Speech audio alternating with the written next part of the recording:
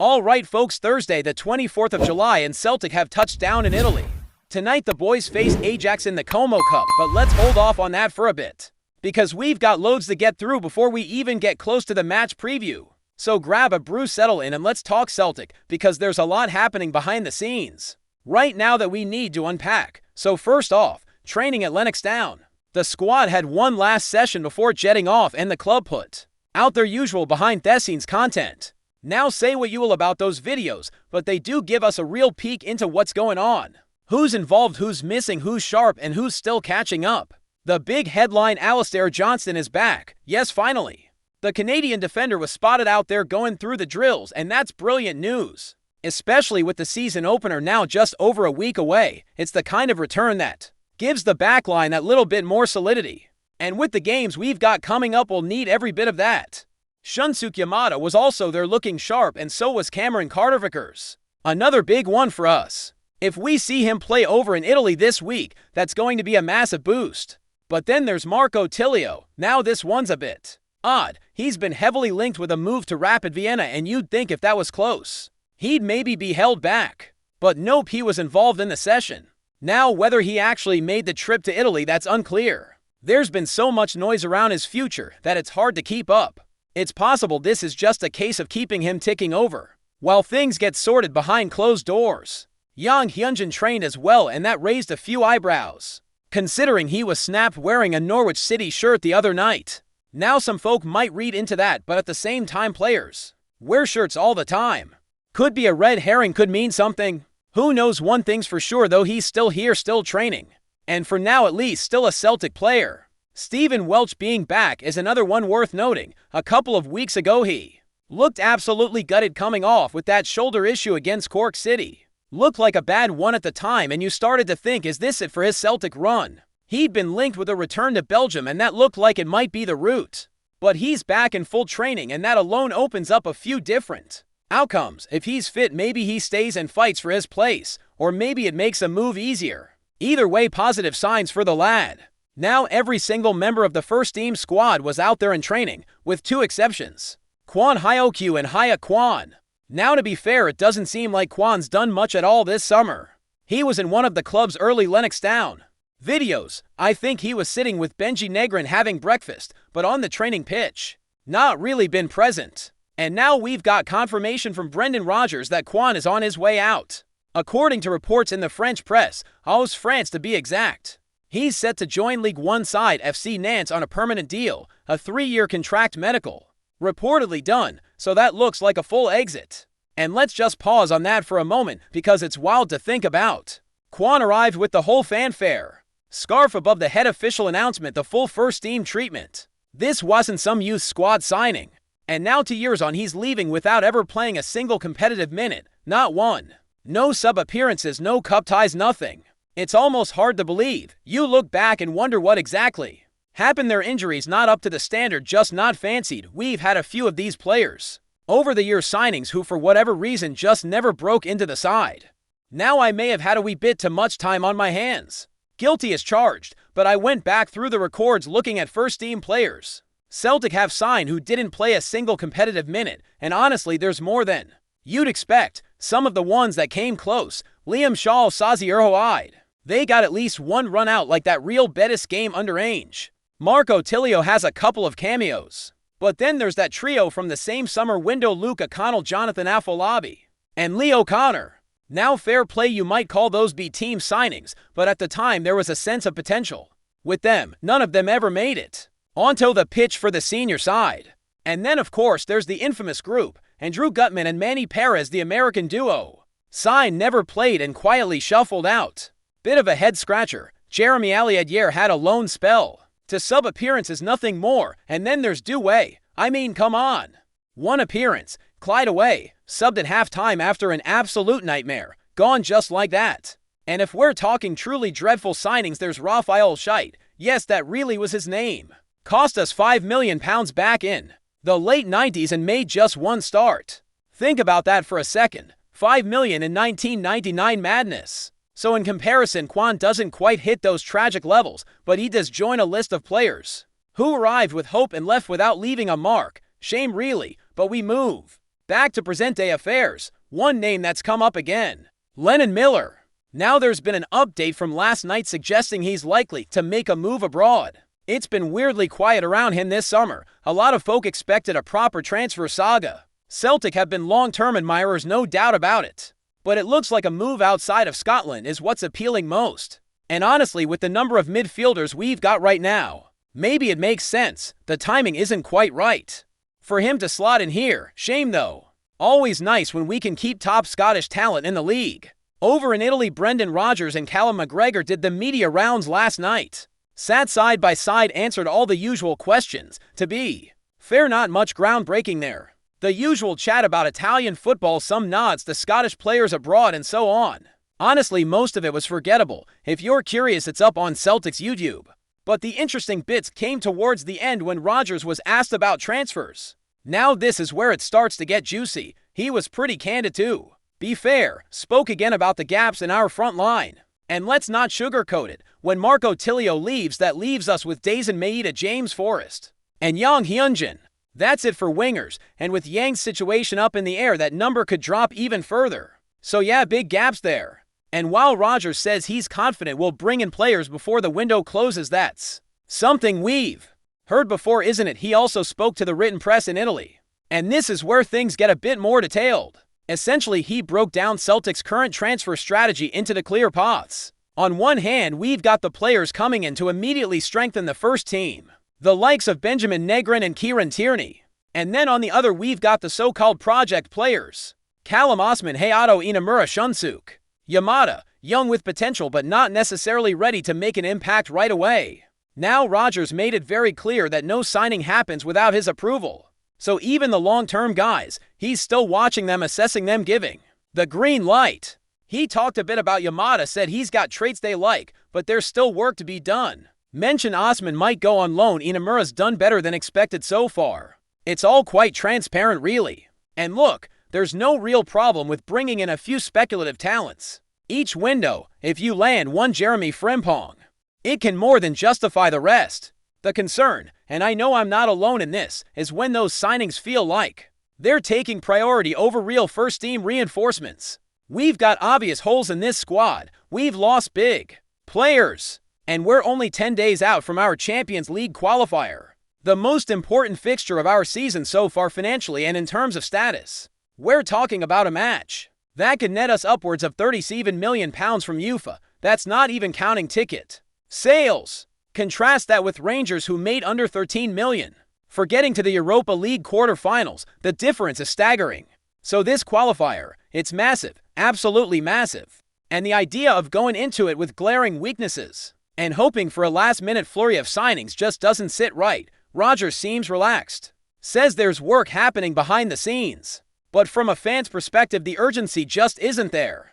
Now to wrap up this section, and we'll get to the Ajax match in a bit, Rodgers also name-dropped a few players from last season. Gustav Lagerbielke, Make Nawrocki, Odin Diogo Home. Said none of them were bad signings, just that we need more from them this time around, and that's fair. All three show glimpses.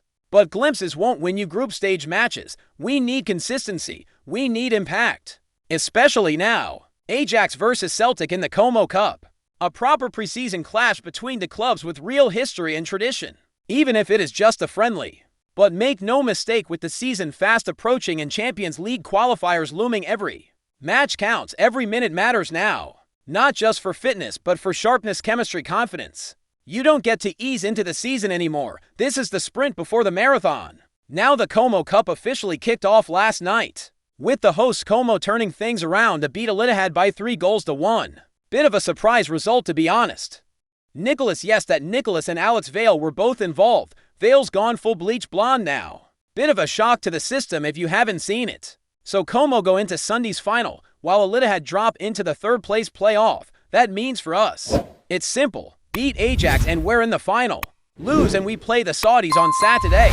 Either way, it's to matches in 3 days. A proper test of fitness and squad depth. Ajax come into this in decent shape.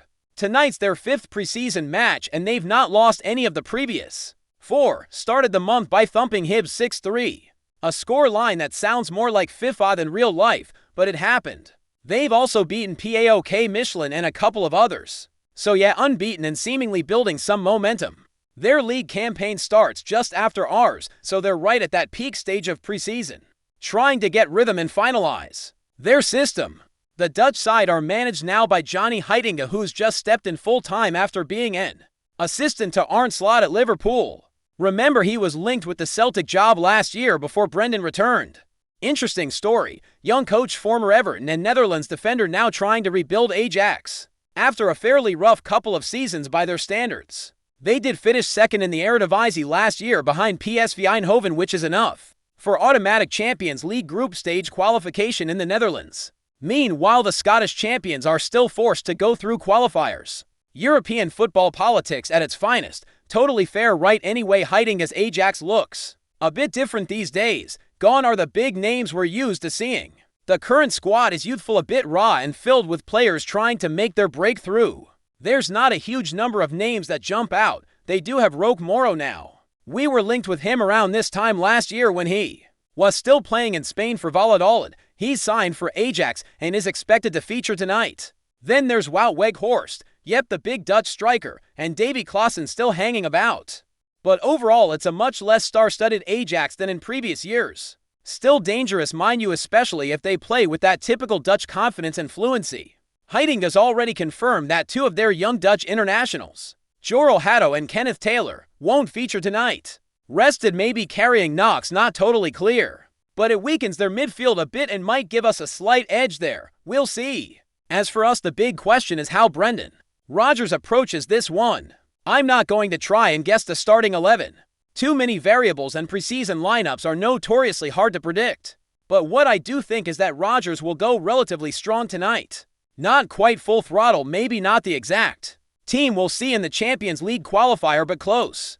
I'd expect most of the core players to get 70 minutes or so, then rotate heavily on the weekend. That feels like the logical move. Treat tonight as the main match and Saturday as the top-up game for the others. There was a whisper in the Scottish press last night suggesting Shunsuke Yamada might not be involved tonight.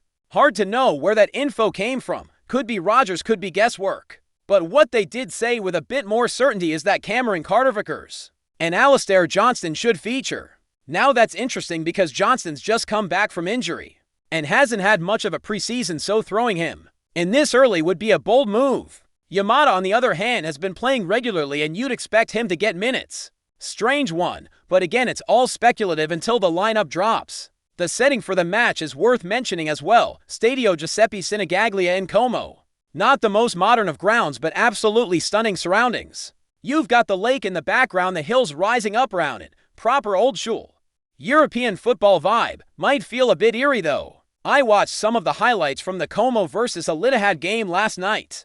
Yes, I do have too much time, and the stadium wasn't anywhere near full, even with the home team playing, so don't expect a buzzing atmosphere tonight. Could feel more like a closed-door friendly than anything else, but hey, it's Celtic versus Ajax. To giants of European football, even if the stakes are low. Now, from our point of view, there are a few things to look out for.